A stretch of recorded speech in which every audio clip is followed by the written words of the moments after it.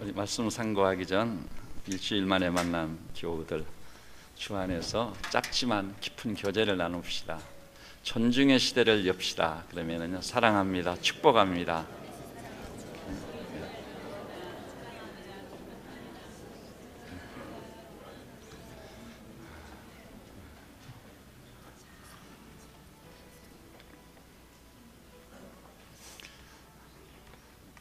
사람이 혼자 사는 것이 아니라 이웃과 더불어 삽니다.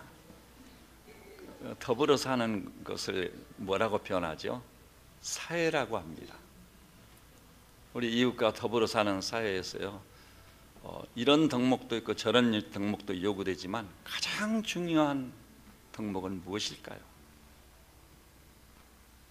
있어도 되고 없어도 되는 선택사항이 아니라 아주 필수적인 것, 그것은 저는 진실성이라고 생각합니다.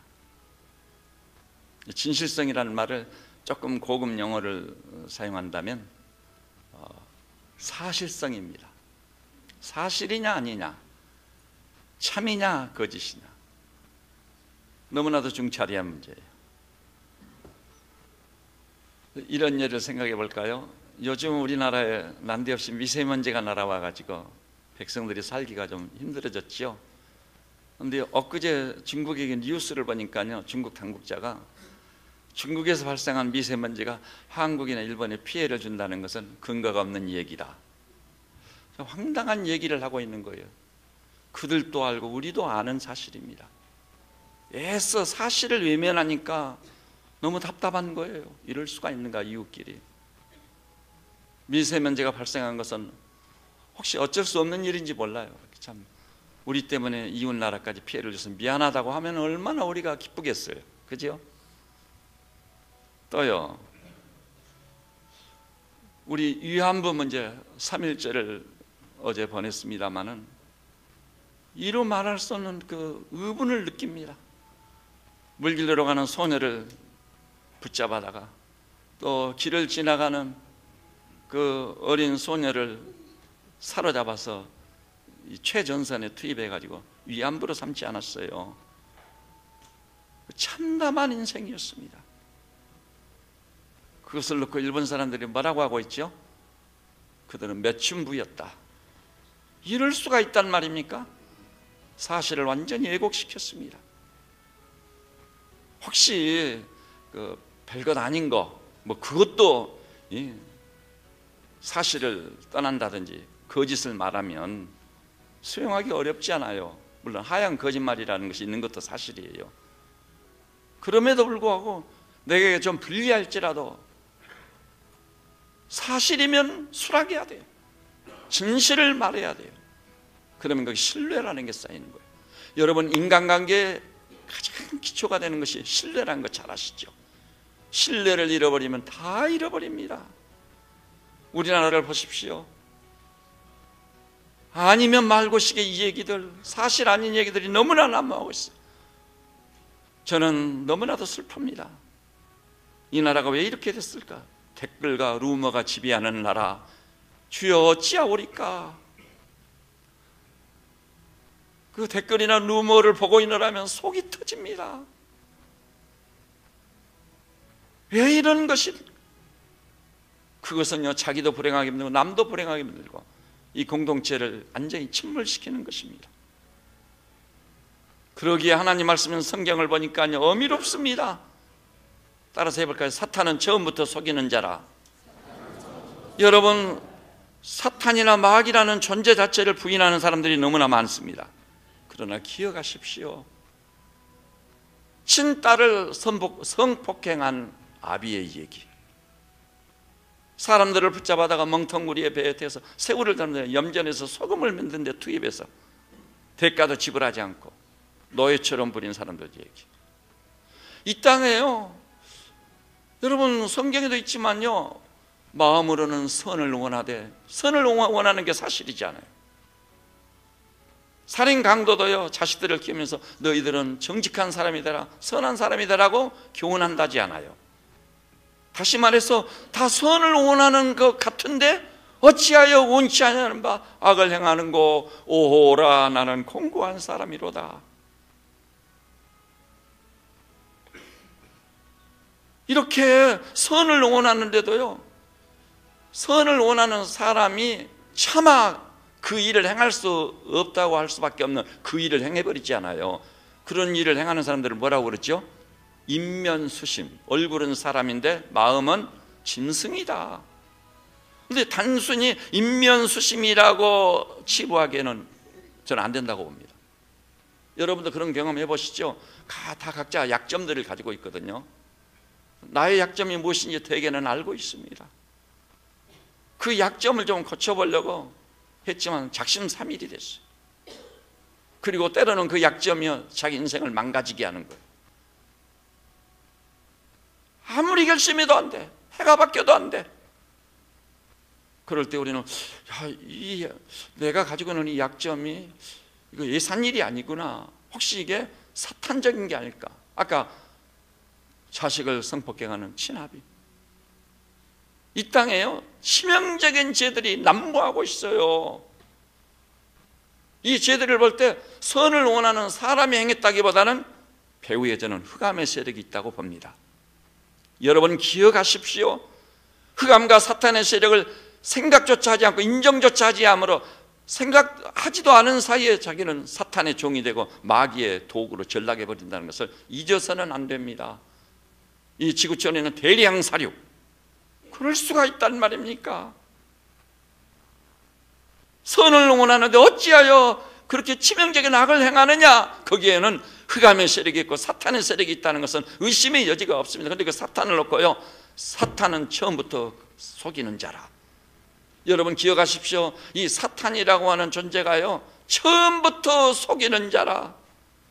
성경이 말씀하고 있는 바는요, 거짓이라는 것, 속이는 것, 참이 아니고 진실이 아니고 사실이 아닌 것에 대해서 비상한 지적을 해주고 있습니다. 그것은 사탄적인 거다. 여러분 우리 한국만 생각해 보십시오. 여러분 1950년 6월 25일 새벽 3시 분명히 러시아제 탱크를 앞세우고 남침을 감행했습니다. 그래서 이 땅을 초토화하지 않았습니까? 6.25 때문에 빚어진 그 눈물이 지금도 이 땅을 적시고 있는 이때, 어찌하여 북한과 그들을 추종하는 종북 세력들은 왜 북침이라고 하느냐 이 말이에요. 왜 그것이 북침이냐 이 말입니다. 사실을 왜곡시키는 거, 진실을 덮어두려는 거, 그럴 수도 없지만은 여러분 모태똥도 자기 해고록에서 남침임을 증명해요. 스탈린도 그의 해고록에서 세 나라가 만나가지고 김일성을 앞세워 남침을 하기로 결정했다는 것을 사실 기록을 해주고 있는 이때 왜 그것을 북침이라고 말하는 거예요? 이렇게 사실을 왜곡시키는 여기서부터 문제가 발생하는 것입니다.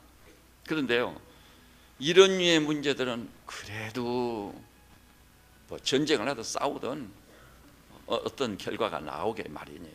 그런데 문제의 핵심은 그것이 아닙니다.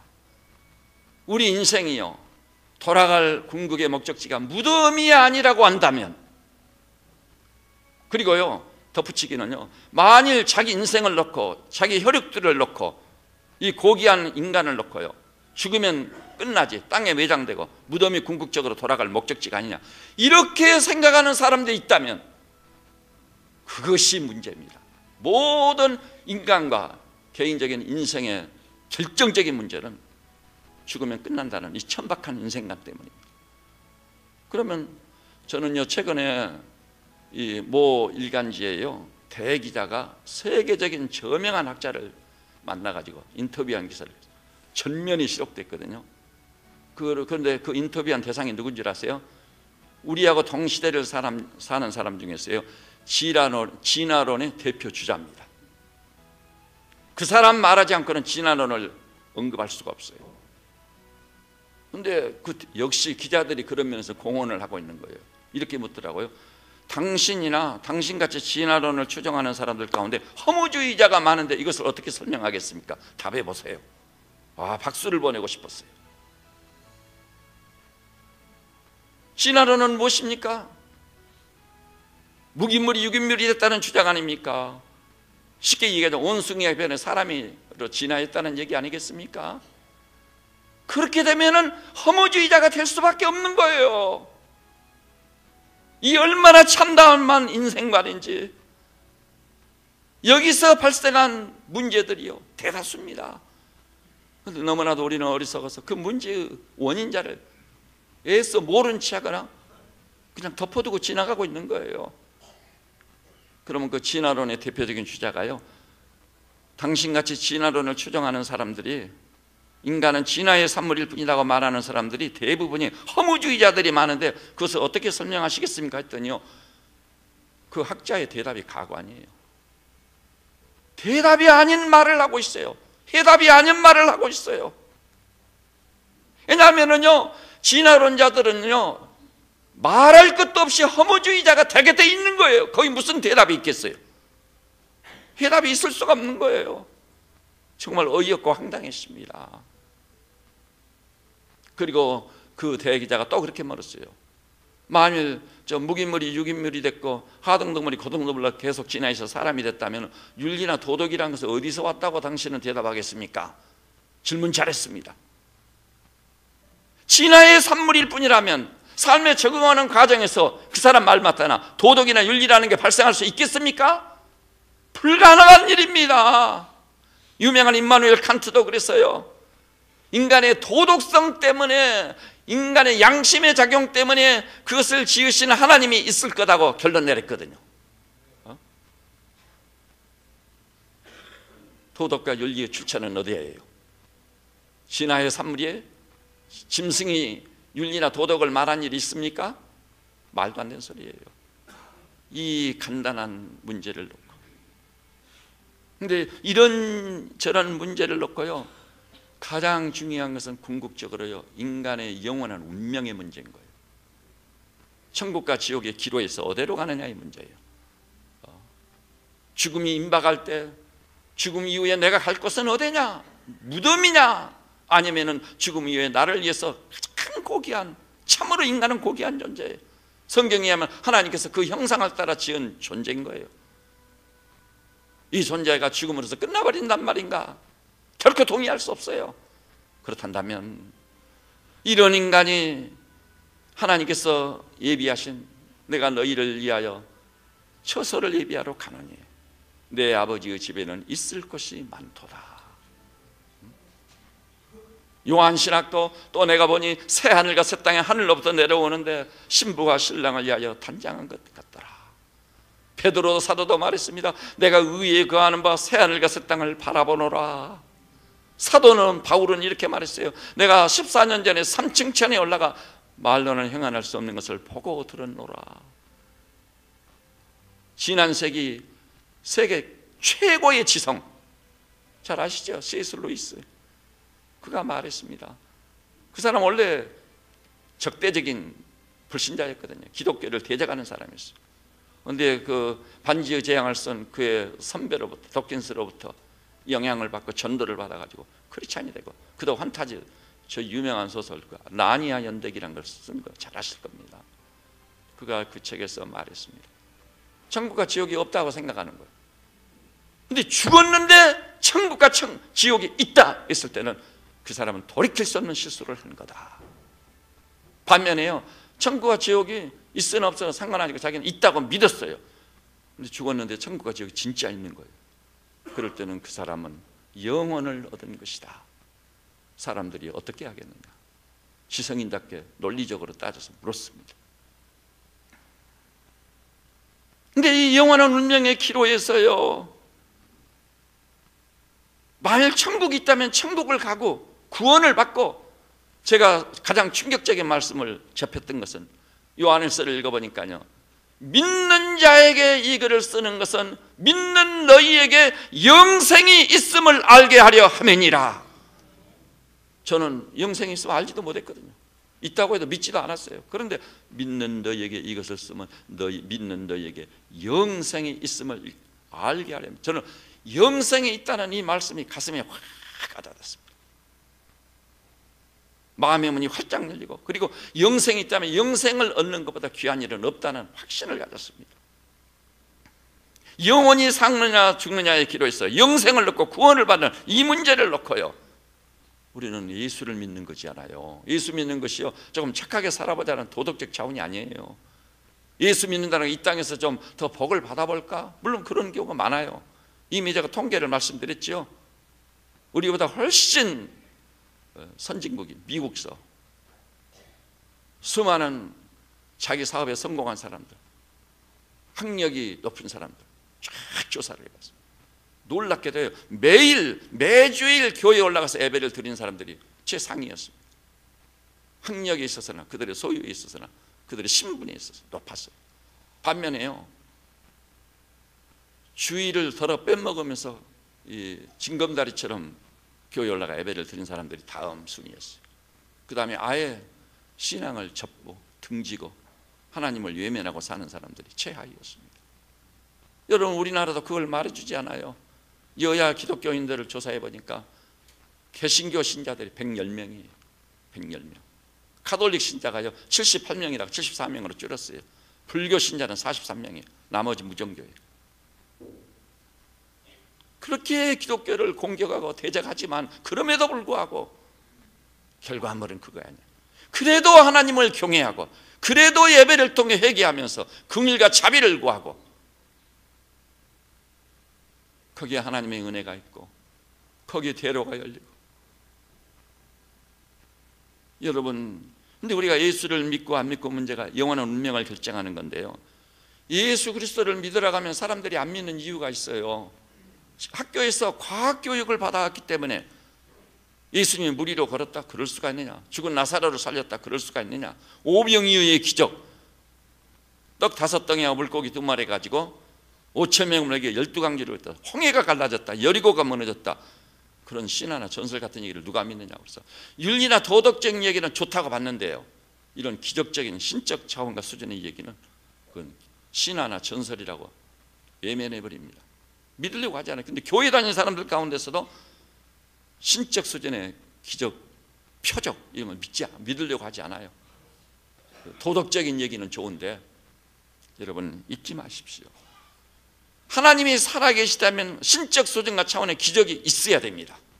그리고 우리가 믿음으로 사는 동안이요, 평생을 살면서 최소한도 몇 번에 걸쳐서 이것은 전혀 사람이 한 일은 아니고 하나님이 하신 일이라고 고백할 수밖에 없는 신적 수준과 차원의 기적을 반드시 체험하고 경험해야 될 줄로 믿으시기를 바랍니다.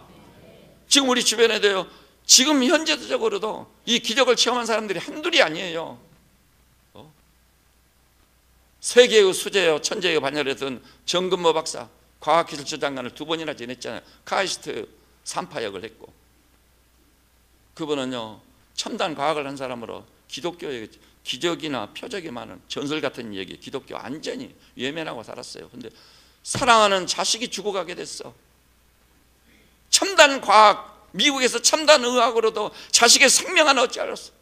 세계적인 수제라는 사람이요, 자식의 죽음 앞에 두 손 놓고 넋을리까 구경만 하고 있는 거예요.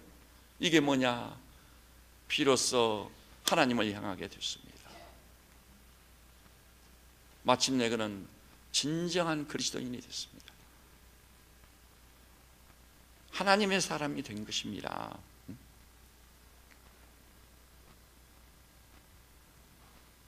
여러분, 예수를 믿는다고 할 때 그런 기적이나 표적이 있을 수 있어요. 기적 때문에 부인한다? 말이 아니에요. 알고 보면은요, 매일 우리가 아침에 맞이하는 태양, 밤하늘에 반짝이는 별들, 이제 새봄을 맞이하고 있습니다만 이 생명이 약동하는 봄 기운을 볼 때요, 기적 속에 우리는 기적 중에 사는 거예요. 어찌하여 태양은 아침마다 수천 년이 지나도 동력에서 눈부신 빛을 발하며 어두움을 물러가게 하며 솟아오른다는 말인가? 기적이에요, 여러분. 별 하나가 궤도를 이탈해버리면 어떻게 되죠? 우주는 난장판이 되어버려요. 자기 궤도를 지키면 하루 24시간인가 1년 365일이라는 게 바꿔진 일이 없어요.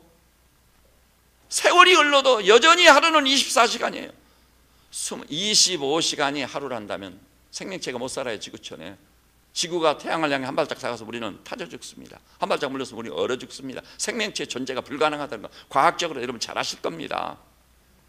우리는 날마다 기적 중에 살고 있는 것입니다. 기적 때문에 그 기적을 행하시는 살아계신 하나님을 믿는다는 사실을 아시기를 우리 주님의 이름으로 축원합니다.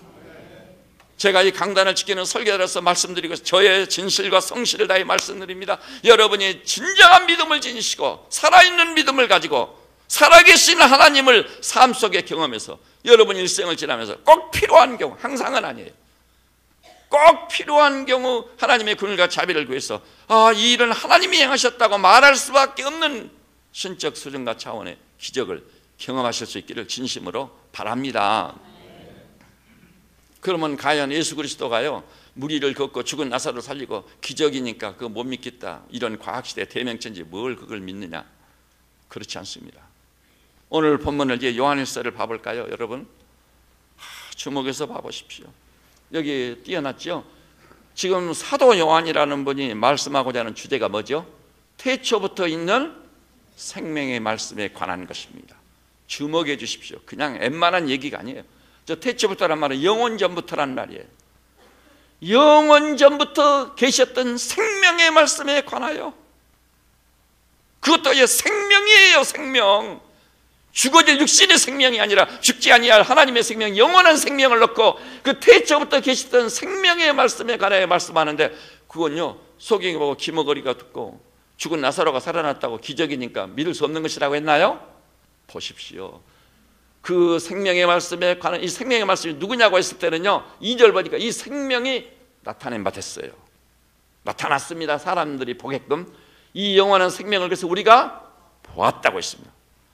본 다음 그것은 침묵으로 일관할 수 없는 엄청난 것이기 때문에 증언하여 너희에게도 전파했다. 전파하다가 그들이 뭐가 됐죠? 다 순교자가 됐어요. 목숨 내놓고. 여러분 진화론자들이요 진화론 전파하다가 순교자가 됐다는 얘기 들어본 일 있습니까? 그러나 기독교가 믿는 이 신앙은요 헤아릴 수 없는 순교자들이 나왔습니다. 어리석은 사람들만요 천만의 말씀입니다. 그 시대를 대표하는 지성들과 최고의 신분과 수준을 갖추고 있는 사람들이요 생명의 말씀을 증거하다가 순교자가 된 사람이 부지기수예요. 부지기수. 진화론 전파하다가요 순교한 사람이 있으면 나와보라고 해요. 거의 없어요. 거의 없어. 보십시오. 전파했는데 이는 아버지와 함께 계시다가 우리에게 나타나신 바 된 자라. 아버지 성부 하나님과 영원전부터 함께 계시다가, 함께란 말은 무슨 뜻이냐면요 히라보에서 그런 의미를 지니고 있어요. 동일한 신분과 동일한 수준을 가지고 있는 사람들이 한 자리에 모여서 너냐 내냐 할 수 있는 그런 사람을 일컬을 때 함께란 용어를 쓰는 거예요. 성부 하나님과 너냐 나냐 한 자리에 앉아서 함께 계시다가 우리에게 나타내신 바 된 이시다. 누구를 의미하는 거죠? 예수 그리스도이십니다. 예수 그리스도. 그런데 이 예수 그리스도가 태초부터 이런 생명의 말씀이신데요 그분은 꾸며낸 얘기라고요? 신화나 전설에 불과하다고요? 그 시대에는요 과학이 없는 시대예요. 미몽의 시대라고도 볼 수 있어요. 그런데도 불구하고 그 상황을 아주 상세하게 보도해 주고 있어요. 예수님에 관해서 뭐라고 그랬죠? 우리가 들은 바다. 예수님의 말씀을 직접 들었습니다. 그 다음에는요 눈으로 본 바다. 여기 처음에 눈으로 본 바라는 것은요 너무나도 놀라운 일이에요. 지나가니까 이게 웬일이냐, 이런 일이 있을 수 있단 말인가 생각 없이 봤다는 거예요. 그런데 그것이 너무나도 놀라운 일이고 인간의 차원을 벗어난 신적 소중한 차원의 일이었기 때문에 자세히 보고 자세히 관찰한 거예요. 저런 현상이 있었단 말이냐. 소경이 어떻게 눈을 뜰 수 있으며 기머거리가 어떻게 들을 수 있고 죽은 나사로가 어떻게 살아날 수 있단 말인가? 오병이어의 기적이 있을 수 있단 말인가? 도저히 믿기지 않으니까 자세히 봤단 말이에요. 마침내 우리 손으로 만진 바람만큼 예수님의 품에 의지해서 떡을 먹었던 사도 요한에게 저렇게 말을 하고, 이 생명에 나타내신 바된지라 이 영원한 생명을 우리가 보았고 증거한 거다. 예수 사건은요, 한 번 그것을 본 사람은 증거를 하지 아니할 수 없는 겁니다. 증거자가 되고 전도자가 되는 거예요. 순교제물이 돼도 좋아요. 증언하여 너희에게도 전파한 것이다. 이 얼마나 놀라운 사실. 3절도 거듭에서 말해, 우리가 보고 들은 바를 너희에게도 전하면. 신화요? 전설이요? 그렇게 믿으려면 그렇게 믿으십시오. 그러나 저는 확실히 믿습니다. 사도 요한이, 그 사람들은요 거짓을 죽기보다 싫어하는 사람들이에요. 그래서 순교자가 된 거예요. 그 자리를 모면하기 위해서 나도 안 믿겠다고 한마디만 하면 살아날 수 있었는데 화형을 당하기도 하고 바다에 던져지기도 하고 사나운 짐승의 밥이 되기도 하고. 그런데 우리가 보고 들은 바를 너희에게도 전하면, 그리고 보고 들은 바를 너희에게도 전파해서 누가 믿게 되잖아. 믿으면 너희로 우리와 사귐이 있게 하려면 진정한 교제가 이루어지는 거예요. 교제라는 것은 세상에서는 없어요. 세상의 인간관계는 다 이해관계입니다. 전부 이해관계예요. 그러나 진정한 그리스도인들은요, 내게 불리하고 내게 손실이 있을지라도 형제자매와 참된 교제를 나누는 거예요. 그때 그 교제는 4절 가서 보니까 우리 기쁨이 충만하게 하려 합니다. 이 충만한 기쁨이 임한다는 사실을 경험적으로 다 아실 수 있기를 우리 주님의 이름으로 축원합니다. 그래서 우리는 여기서 전설이나 신화가 아니라는 것을 확실히 알게 됐습니다. 지금 제가 예수의 유일성, 예수님만이 유일한 길과 진리와 생명의 유일한 구원자라는 이 놀라운 사실을 시리즈로 설교를 할 텐데요, 그 설교를 위해서 제가 기초 작업을 지금 오늘 하는 거예요. 기초 작업을 하고 있어요. 자, 그러면은요, 그 요한일서에서 이제 성경을 찾아보시는 겁니다. 베드로후서 앞으로 한 2장 정도 넘기면 베드로후서가 있어요. 성경을 다 찾아주십시오. 384페이지 베드로후서 1장 17절을 제가 볼 테니까 18절을 봐주시거나 17절입니다. 방금은 요한의 말씀을 통해서 예수 사건이요 신화나 전설이 아니라는 것을 확인해 봤습니다. 이제는 수석 제자 중에 한 분이라고 일컬어지는 베드로는 어땠었을까요? 17절 봅니다. 지극히 큰 영광 중에서 이러한 소리가 그에게, 16절부터 봅니다. 16절을 제가 보니까 17절을 봐주십시오. 우리 주 예수 그리스도의 능력과 강림하심을 너희에게 알게 하는 것이 교묘히 만든 이야기를 따른 것이 아니요 우리는 그의 크신 위엄을 친히 본 자라.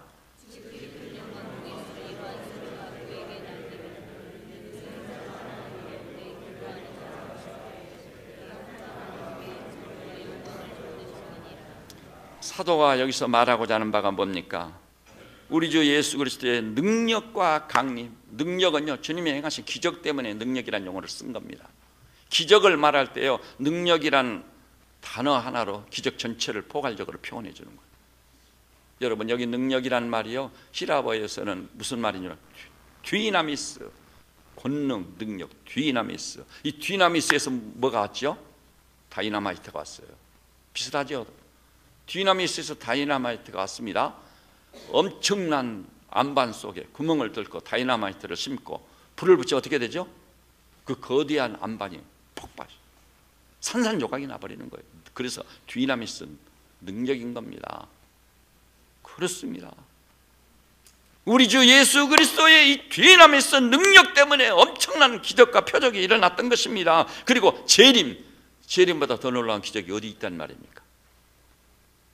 우리는 다시 오실 주님을 기다리고 있지 않습니까? 그런데 그 그리스도의 능력으로 빚어진 기적과 강림하심을 너희에게 알게 했는데, 전파했는데, 그것이요 교묘히 만든 이야기를 따른 것이 아니다. 지어낸 얘기가 아니란 얘기입니다. 여러분, 베드로가 요한이 그 말을 지어냈다면 자기가 그 말을 지어내놓고 지어낸 그 얘기를 위해서 순교자가 될 수 있어요? 뒤집어서 생각해 보세요. 불가능한 거예요. 정글지대를 쓴 조정래 씨한테 가가지고 당신 소설 때문에 목숨 내놓으라고, 진실성을 위해서. 그 사람 자기 목숨 내놓을 것 같아요? 말도 안 되는 소리예요. 황석영한테 가서 네가 쓴 소설과 글을 보증하는 의미에서 네 생명 내놔라, 내놓겠습니까? 여러분, 그들이 쓴 것은 소설이에요. 소설을 국문학을 해보면 뭐라고 말하죠? 따라서 합시다. 소설은 허구다. 이것이 소설에 대한 정의입니다. 소설은 허구일 뿐입니다. 허구를 위해서 생명을 내놓을 자는 이 땅에 아무도 없습니다. 그러나 우리 운명을 좌우하는 영원한 진리를 위해서는 순교자들이 얼마든지 있는 것입니다. 순교할 준비가 되어 있는 사람이 얼마든지 있는 것입니다.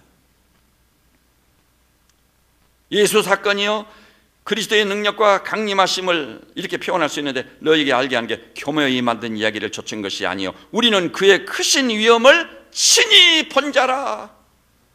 직접 눈으로 확인했었습니다. 예수님이여 죽지 아니하고 썩지 아니하고 새하지 아니할 영광의 형체로 부활한 모습을 베드로는 직접 눈으로 확인했습니다. 그러기 전에 베드로는 어땠죠? 예수님을 따르는 제자 중에 대표격인데도요, 나는 물고기 잡으러 가느라 물고기 잡으러 가버렸어요. 그렇지만 부활의 주님이 나타나시고 호련히 성령이 임하시고 그 후로 그는 옛날에 봤던 것들, 주님이 행하신 놀라운 일들 잊을 수가 없는 거예요. 그의 크신 위엄을 친히 봤다고 했어요. 17절에 보니 지극히 큰 영광 중에 이러한 소리가 그에게 나기를 이는 내 사랑하는 아들이요 내 기뻐하는 자라 하실 때 그가 하나님 아버지께 존귀와 영광을 받으셨느니라. 그러면서 이 소리는 우리가 그와 함께 거룩한 산 변화산이죠 있을 때 하늘로부터 난 것을 들은 것이라. 이제 들었다고 말합니다. 보고 들은 겁니다. 여러분, 보고 들은 사람을 요즘 법정적 용어로 뭐라고 하죠? 증인이라고 합니다. 증인. 신약 성경에서요 가장 많이 사용되면서 가장 의미 있게 사용된 용어가요 증인이란 말이에요. 목격자란 말이에요. 목격자의 말을 아무도 부인할 수 없습니다. 오늘날 법정에서도요 가장 중요한 재판을 할 때 증인 채택이 가장 중요한 사람, 증인과 증거. 근데 기독교는 허다한 증인이 있고, 우리 성경을 읽어보니 너무나 놀라운 사실, 증거들이 가득 차 있어요. 보고 들은 증인들 감히 누가 부인할 수 있겠습니까? 그 다음에요 좀 앞으로 넘어가서 고린도전서 15장 봐볼까요? 고린도전서 15장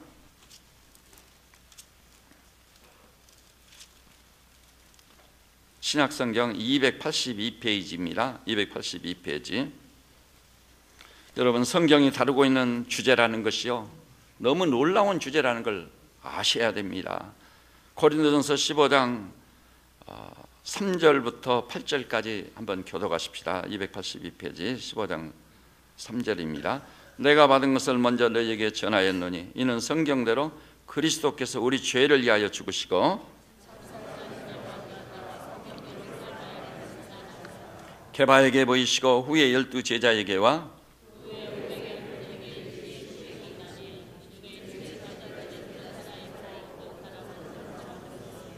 그 후에 야고보에게 보이셨으며 그 후에 모든 사도에게와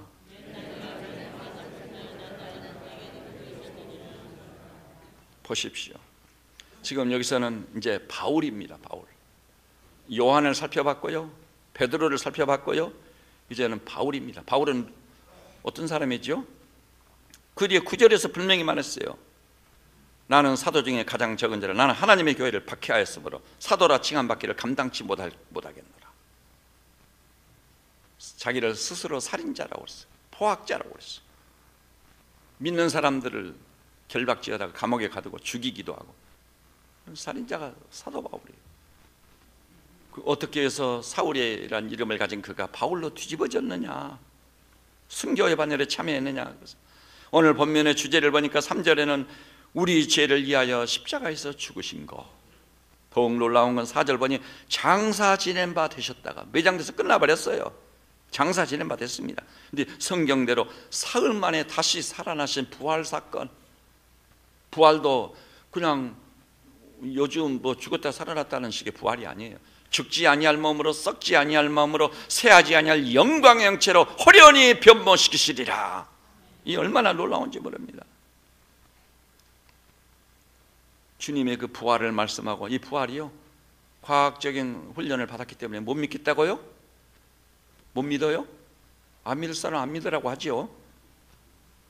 5절 보니까 게바에게 베드로에게 보이시고, 그러니까 그들이 믿은 거지요. 그러니까 그들이 순교자가 된 거지요. 괜히 직업이고 가족이고 다 버리고 온 세상을 향해 순교자가 되면서 이 부활을 증거하러 다니겠어요? 그 후에 500여 형제에게 일시에 보이셨나니 그 중에 지금까지 대다수는 살아있고 이 글이 기록될 무렵 어떤 사람들은 이미 죽었던 것이죠. 7절 보니 야고보에게 보이셨고 모든 사도에게 보이셨고 8절에는 맨 나중에 만삭되지 못하여 난자 같은 내게도 보이셨느니라. 내게도. 여러분 기억하십시오. 바울 같은 사람은요, 그의 논리를 볼 때 지금까지 인간의 언어로 기록된 가장 위대한 글은요 사도가 남겼어요. 바울이 남겼어요. 로마서의 논리를 따라갈 책이 없어요. 호머, 일리어드, 오디세이요. 로마의 철학자들이요, 말도 안 돼요. 비교가 안 돼요. 바울의 가슴은 불이 붙어 있었습니다. 참수형을 당하는 그 순교의 자리까지 오직 믿음으로 불이 붙어가지고 진군해 가고 있었습니다. 두려워하지 않았어요. 그것은 만삭되지 못하여 난자 같은 내게도 보이셨기 때문에 부활의 주님을 직접 만나본 겁니다. 그래서 크레인 브린턴의 3인 공저로 되어 있는 지금까지 나온 역사서 중에요 가장 권위 있는 세계 문화사란 책 상중하로 되어 있어요. 이렇게 부피가 되거든요. 그 책에서요 사도 바울을 묘사하는데 가장 많은 페이지 수를, 인물을 묘사하는데 바울같이 많은 페이지를 할애한 사람이 없어요. 너무 놀라운. 내게도 보이셨느니라. 안 믿을 수가 없는 거예요. 뒤집히는 거예요. 가치관이 다르고 인생관이 다르고 장래에 소망이 생기는 거예요. 그러니까 바울이 말했습니다. 내가 죽음과 삶 이 두 사이에 껴있으나 지금 죽는 것이 유익하다. 그리스도와 함께 있을 이 소망을 가지고 있기 때문에 이 육신 장막을 벗고자 하면 신령한 장막을 덧입고자 함이라. 이게 확실합니다. 이 믿음을 가질 때 오늘을 승리할 수 있습니다. 오늘의 복된 삶을 살 수 있다는 말씀입니다. 그 다음에 우리 한 군데 또 볼까요? 사도행전이요 신약성경 193페이지입니다. 193페이지. 사도행전 4장 17절부터 20절까지 또 교독하십시다. 17절부터 20절까지입니다. 이것이 민간에도 퍼지지 못하게 그들을 위협하여 이후에는 이 이름으로 아무에게도 말하지 말게 하자 하고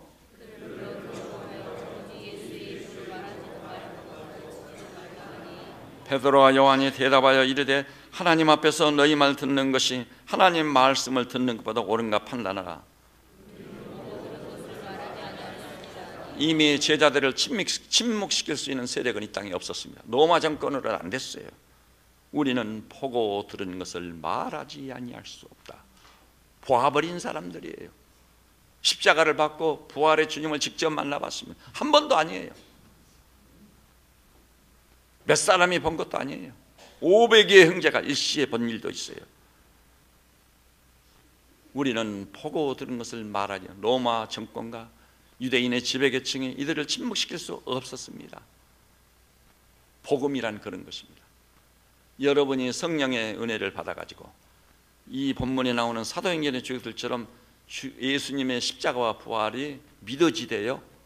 보고 들은 것처럼 믿어지는 역사가 있기를 바랍니다. 보고 들으면요, 보고 들은 것을 말하지 아니할 수 없다. 거기에 전도라는 게, 그 증거가라는 게 침묵시킬 수 없는 거예요. 그 다음에 마지막으로요, 누가복음 1장 봐볼까요? 누가복음 1장.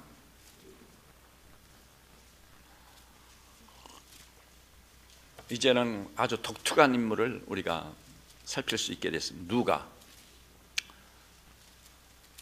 누가라는 인물이 어떤 사람인지 우리가 알고 이 본문을 보면은 놀라움을 금할 길이 없습니다. 누가복음 1장 1절부터 4절까지 우리 또 교독하십시다.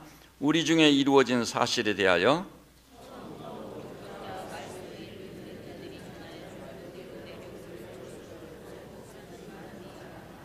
그 모든 일을 근원부터 자세히 미루어 살핀 나도 데오빌로 각하에게 차례대로 써버리는 것이 좋은 줄 알았노니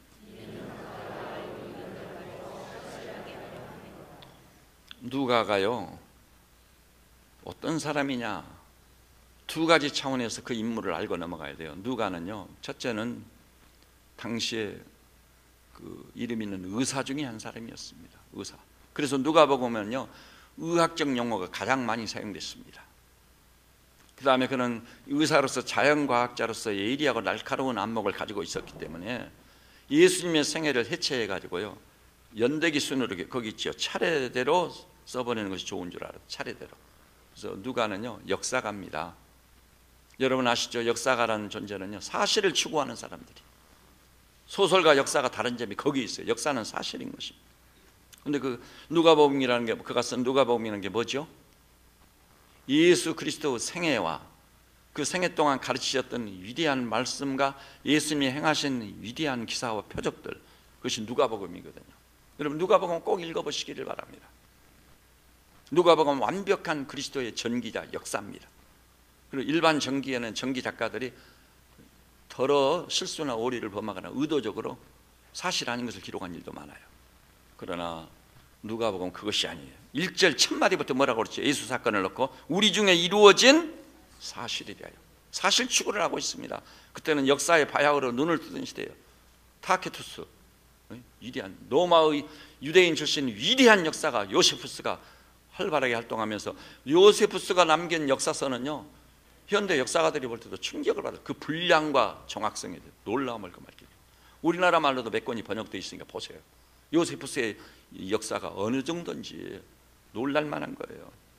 그런데 예수 사건에 대해서 이 역사가 중에 한 사람이고 자연과학적 예리한 안목을 가진 의사 출신 누가가 말하기를 우리 중에 이루어진 사실, 그것도 우리예요. 골목길에서 은밀한 밀실에서 되어진 일이 아니에요. 우리 중에서 이루어진 사실이다. 그리고 2절 보니 처음부터 목격자와 말씀에 일꾼된 자들이 전하해 준 그대로 내력을 저술하려고 붓을 든 사람이 많은지, 너무 충격적인 사건이었기 때문에 그것을 기록으로 남기려고 종이를 마련하고 펜을 잉크를 준비하는 게 굉장히 어려운 시대예요. 아주 어려운 시대예요. 그런데 충격을 받은 사람들이 앞을 다투어 그것을 쓰려고 붓을 든 사람이 많은지라. 그 중에 한 사람이 누가인 거죠. 누가는 그것을 되는 대로 기록했습니까? 자기 사견을 첨가했습니까? 아니에요. 3절 보니까 그 모든 일입니다. 누가복음에 기록된 모든 기사입니다. 기사를 그 본문을 보니까 근원부터 자세히 미루어 살핀 나도 기록할 수 있는 자격이 있다는 얘기예요. 근원부터 자세히 미루어 살폈습니다. 누가보다도 철저하게 예수 그리스도의 생애를 탐구한 사람은 없습니다. 근원부터 자세히 미루어 살핀 나도 데오빌로 각하에게 차례대로 써보내는 것이 좋은 줄 알았다. 데오빌로라는 사람이 복음을 전파한 일이 있거든요. 근데 그에게 또 이것을 차례대로 써서 보낸다는 거예요. 왜냐하면 4절 이는 각하가 알고 있는 바를 더 확실하게 하려 함이라. 더 확실하게. 오늘 여기 나오신 우리 교우들께서 어떤 믿음을 가지고 계십니까? 내 눈으로 직접 보고 확인한 것을 능가할 만큼, 왜냐하면 내 대신 가장 진실한 사람들, 가장 거룩한 사람들이 나도 그렇게 할 수 없는데 목숨을 걸고 지킨 순교자가 되면서 기록에서 남긴 이 복음을 받아들여서 이 기록자들 수준과 차원의 믿음을 가지고, 그럴 때 그 믿음에 파괴력이 있는 것입니다. 권세가 있는 거예요. 이 믿음을 가지고 사는 우리 성도들 다 되시기를 우리 주님의 이름으로 축원합니다. 새 봄을 맞이했습니다. 생명이 약동하는 계절입니다. 신비입니다. 이 신비로운 계절을 맞이하면서 그야말로 영원한 생명에 참여한 자로 침묵을 할 수가 없어서 보고 들은 바를 전파해서 믿지 않은 혈육들 다 주님께 인도해야 되겠습니다. 믿지 않은 이웃들 다 우리 조국 복음화를 앞당겨야 돼요. 그래서 이렇게 어지럽고 이렇게 혼란스럽고 이렇게 험악하고 이런 시대를 완전히 잠잠하게 만들고 이 대한민국이 정말 하나님이 다스린다고 말할 만큼 위대한 하나님의 거룩한 나라를 이루며 이 백성이 복을 받고 은혜를 받고 글로벌 시대 땅끝까지 이르러 증인이 되어 하나님의 영광을 만방에 선포하는 하나님의 사람들 다 되시기를 우리 주님의 이름으로 축원합니다. 기도하십시다. 주님, 시대가 어지럽습니다. 사실이 아닌 것이 사실을 공격하고 주여 루머와 댓글이 지배하는 시대, 그렇기 때문에 신뢰를 완전히 잃어버린 시대, 캄캄합니다. 어둡습니다. 이런 때 주의 날에 성소에 올라와 예배를 드리면서 아버지의 말씀을 통해 사실 중에 사실이요 역사 중에 역사인 그리스도 사건을 볼 수 있도록 축복하셨음을 감사합니다.